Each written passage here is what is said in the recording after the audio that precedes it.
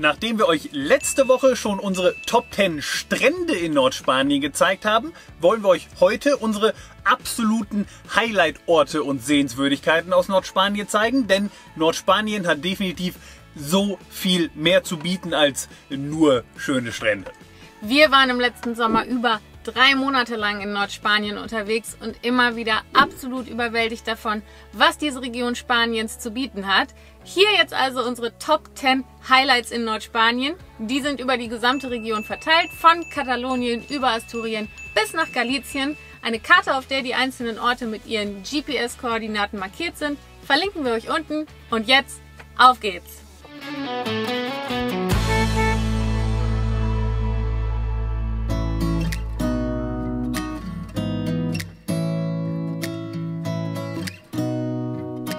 Rund 50 Kilometer nordwestlich von Barcelona, inmitten des katalanischen Vorküstengebirges, liegt das Kloster Santa Maria de Montserrat.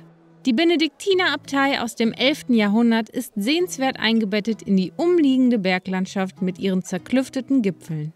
Das Kloster, dessen wertvollstes Ausstellungsstück wohl die Statue der schwarzen Madonna, Schutzheilige Kataloniens ist ein äußerst beliebtes Ziel bei Touristen und Einheimischen zugleich.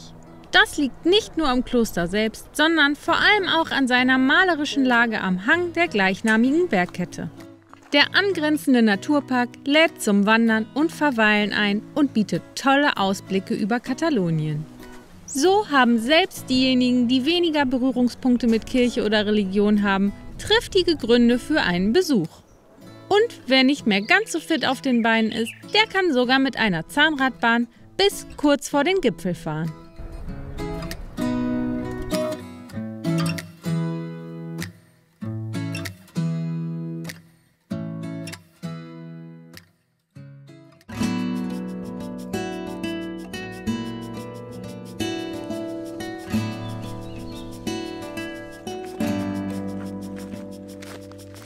Auch bei unserem Highlight Nummer 2 geht es hoch hinaus. Und so sollte man zumindest ein bisschen schwindelfrei sein, um die Schlucht von Montribey in vollen Zügen genießen zu können. Die Schlucht im Nordosten Spaniens, ungefähr zwischen Barcelona und Zaragoza, gilt als eine der schönsten und vor allem unberührtesten Schluchten Europas. Ihre Felswände steigen bis zu 500 Meter senkrecht auf und liegen in manchen Teilstücken kaum 20 Meter weit auseinander. Hindurch fließt ein Fluss mit türkisblau schimmerndem Wasser. Zumindest, wenn man nicht gerade während einer Dürreperiode hier ist, wie es bei uns der Fall war. Mehrere Wanderwege schlängeln sich die atemberaubende Schlucht entlang und verlaufen dabei häufig durch in den Stein geschlagene Pfade und Tunnel. Für viele das absolute Highlight einer Wanderung durch die Schlucht ist die schwindelerregende Treppenkonstruktion am nördlichen Steilhang. Wer sich traut, kann hier über spektakulär an die Felswand gebaute Treppenstufen auf- oder absteigen. Definitiv ein Erlebnis, das in Erinnerung bleibt.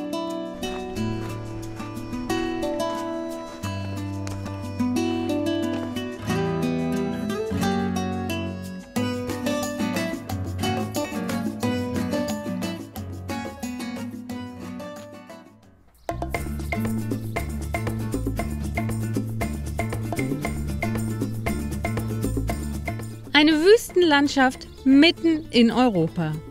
Die Bardenas Reales Halbwüste, die vor allem für ihre charakteristischen Steinformationen bekannt ist einzigartig in Europa. Der Großteil der Landschaft besteht aus Lehm, der aus Sedimenten eines urzeitlichen Meeres entstanden ist.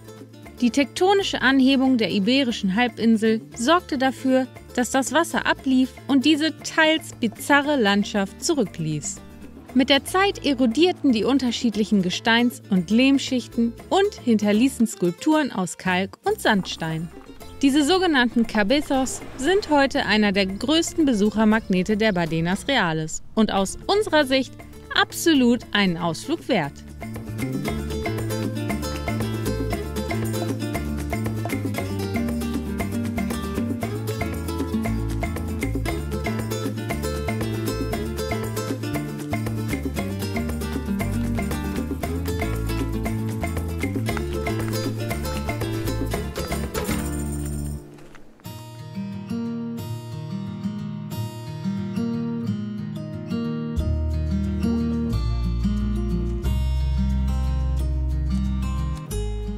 kommen wir von der Wüste in die Berge. In den Picos de Europa, den berühmten Gipfeln von Europa, gibt es eine atemberaubende Wanderung, die wir euch sehr ans Herz legen wollen. Und keine Sorge, das hier ist die letzte Wanderung auf unserer Liste. Die Ruta del Cares verbindet auf rund 11 Kilometern Strecke zwei abgelegene Bergdörfer miteinander. Wer grandiosen Berglandschaften etwas abgewinnen kann, kommt hier voll auf seine Kosten. Auch hier sollte man ein kleines bisschen schwindelfrei sein, denn einige Abschnitte sind in den Fels geschlagen. Aber alles in allem ist die gesamte Strecke sehr gut zu passieren. Und so hat sich die Ruta del Cares zu einem der beliebtesten Wanderwege Spaniens entwickelt. Nachdem wir die Strecke sowohl hin als auch zurückgelaufen sind, können wir das sehr gut nachvollziehen.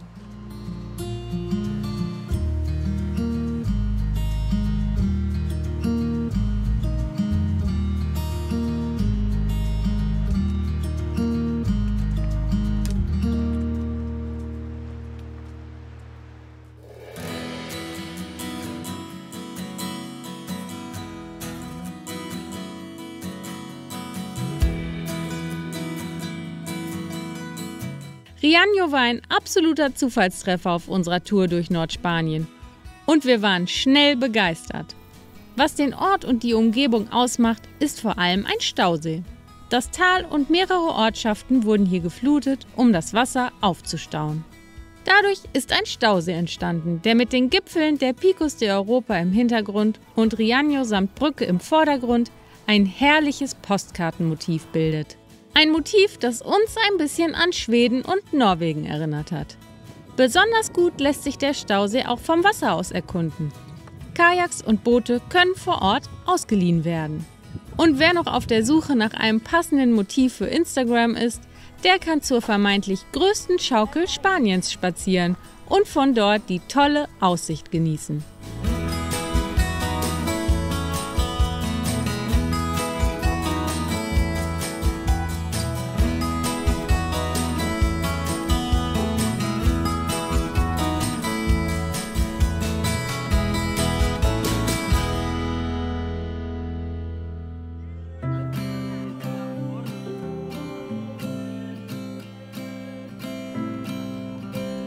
Wer rund um den Picos de Europa Nationalpark unterwegs ist, darf auch einen Abstecher nach Covadonga eigentlich nicht verpassen.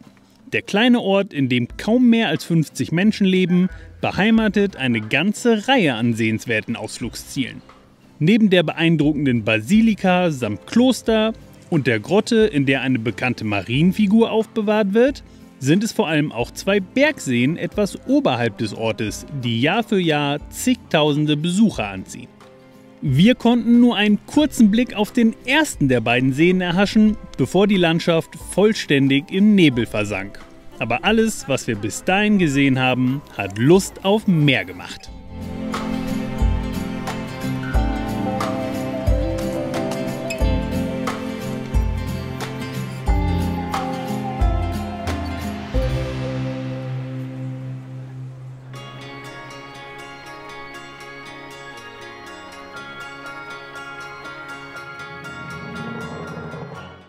Highlight Nummer 7 und wir sind an der Atlantikküste angelangt. Von allen Küstenorten, die wir im Norden Spaniens besucht haben, hat uns Riba de Sella am besten gefallen. Der kleine, aber dennoch beliebte Urlaubsort liegt an der Mündung des Flusses Sella, der hier ins Meer läuft und dabei eine malerische, geschwungene Bucht bildet. Der alte Fischereihafen, die lange Promenade und romantische Straßencafés laden zum Verweilen ein. In der Altstadt findet man immer wieder sehenswerte Handelshäuser und imposante Paläste. Egal, ob man für einen kleinen Stadtbummel, einen Badetag oder einen ausgedehnten Urlaub mit Ausflügen ins abwechslungsreiche Hinterland hierher kommt. Riba de Sella ist aus unserer Sicht absolut eine Reise wert.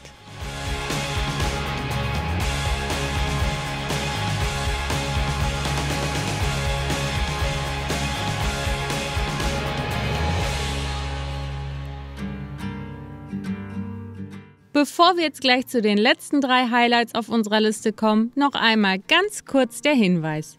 In diesem Video haben wir ganz explizit die vielen traumhaft schönen Strände, die Nordspanien zusätzlich zu bieten hat, rausgelassen.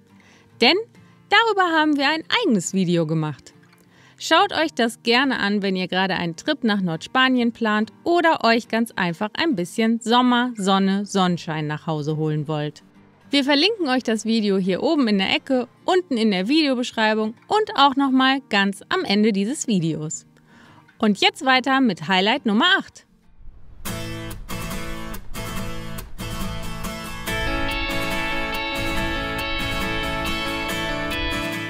Murcia ist ein sehenswerter Küstenort an der Costa da Morte, an der Todesküste Spaniens. Die trägt ihren Namen aufgrund der schwierigen Bedingungen für die Seefahrt hier und so ist es wenig verwunderlich, dass Murcia unter anderem auch für eines der größten Schiffsunglücke Spaniens bekannt ist. Noch sehr viel bekannter ist das kleine Fischerdorf jedoch dafür, dass hier der verlängerte Jakobsweg endet. Viele Pilgerreisende, die von Santiago de Compostela weiter bis hierher an die galizische Küste wandern, haben den 0-Kilometer-Stein, die spektakulär an der Klippe erbaute Wallfahrtskirche und das Kreuz auf dem Gipfel des vorgelagerten Hügels als Ziel und lassen hier häufig einen Teil ihrer Ausrüstung zurück, um damit auch symbolisch die Anstrengungen der Reise zurückzulassen.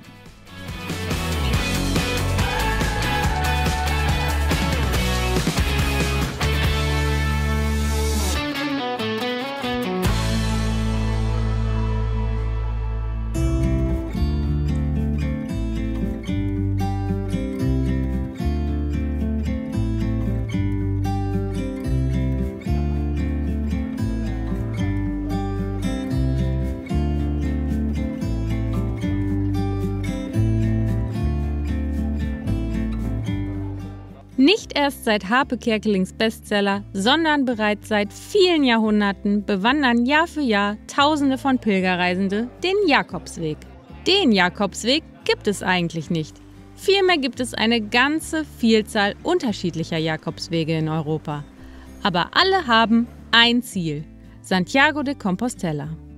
Hier liegt der Legende nach der Apostel Jakobus, Patron der Pilger, begraben.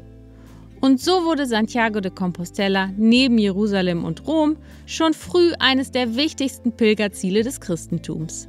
Zentraler Anlaufpunkt für die meisten Pilgerreisenden ist dabei der große, zentral gelegene Platz vor der Kathedrale. Hier sieht man viele Wanderer gleichwohl erschöpft und glücklich auf dem Boden sitzen. Das Gefühl, nach oftmals 800 gelaufenen Kilometern hier anzukommen, muss unbeschreiblich sein. Um die Kathedrale herum befinden sich insgesamt 4 Plätze und zahlreiche schmale Gassen, in denen sich zahllose Restaurants, Bars und Souvenirshops, aber auch Museen und Universitätsgebäude finden lassen. Und dann ist da natürlich die Kathedrale selbst, deren Inneres in jedem Fall einem Besuch wert ist. Den besten Blick von außen auf die Kathedrale hat man unserer Meinung nach übrigens aus dem nahegelegenen Alameda Park.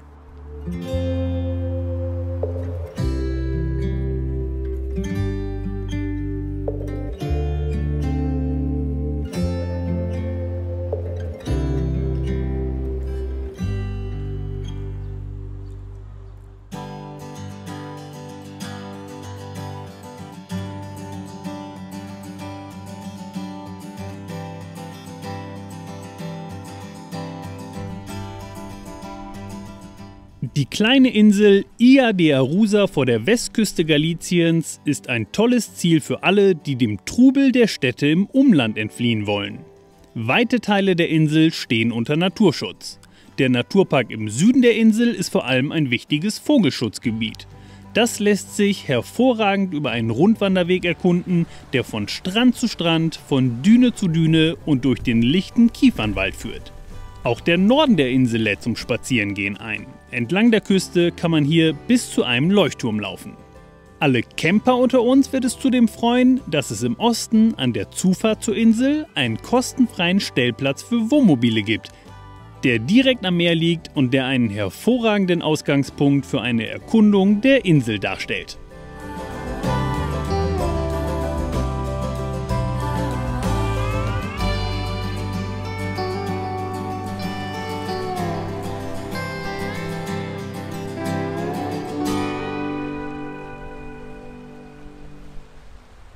Das waren sie also, unsere Top 10 Highlights in Nordspanien.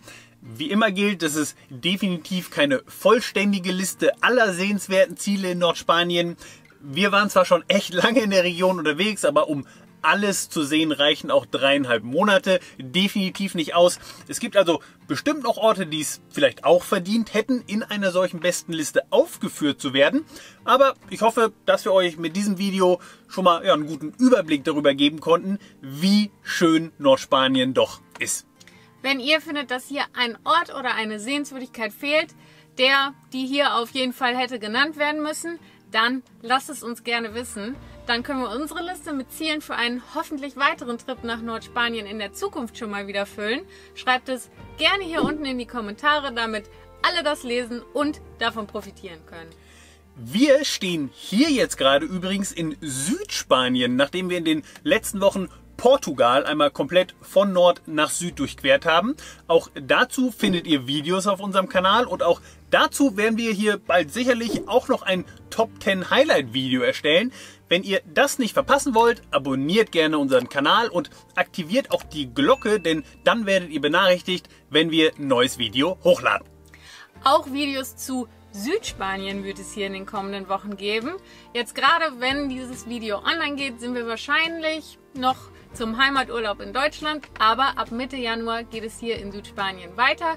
Wenn euch dieses Video hier gefallen hat, würden wir uns sehr freuen, wenn ihr unten auf den Daumen hoch klickt. Und damit sagen wir viele liebe Grüße aus der Ferne, habt einen schönen Tag, tschüss und bis zum nächsten Mal.